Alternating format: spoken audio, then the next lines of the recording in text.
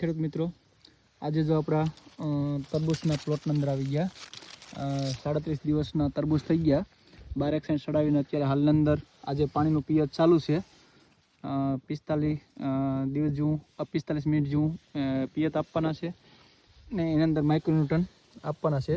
હાલની પરિસ્થિતિ પ્રમાણે જે વાતાવરણની અંદર રાતે ઠંડી દિવસના ગરમીને લીધે થોડોક જો તમે જોઈ શકો વેલો ફાટવાનો પ્રશ્ન રહી. આ પ્રશ્નને લીધે તમને વાયરસનો પ્રશ્ન વધારે રહે તરબૂચની અંદર, એટલે એનું એક ખાસ ધ્યાન રાખો. પિયતની અંદર અનિયમિતતા ન કરવી જોઈએ. ને પ્લસની અંદર જો અત્યારે આપણે ફ્રૂટ સેટિંગ સારું એવું થવા વર્ગી ગયું છે.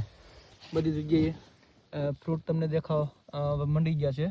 એટલે ખાસ આની અંદર એક ધ્યાન રાખો. અત્યારે સફેદ માખીની દવા મારતા પહેલાં કે જે મધમાખીને ડેમેજ કરે એવી કોઈ પણ દવા મારતા પહેલાં એને ટાળો, બને ત્યાં સુધી ન મારો, જેથી કરીને મધમાખીને ડેમેજ કરે અને પોલિનેશનનો પ્રશ્ન ન થાય.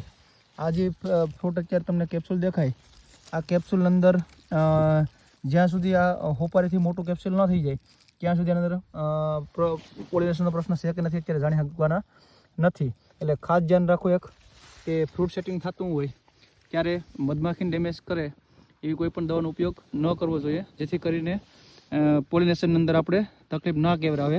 અને ઝાઝા ખેડૂતોને જે વાવે છે તરબૂચ ખબર જ હશે કે આ જે કેપ્સ્યુલ છે એ પીરી થઈને ખરી જતી છે. એ ખરેખર પોલિનેશનનો પ્રશ્ન છે.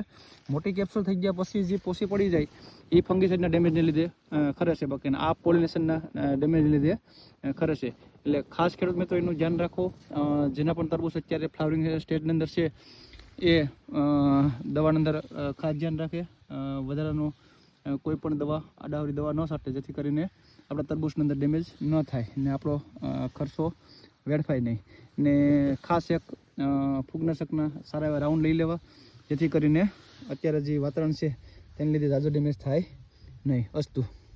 જય હિન્દ, જય ભારત.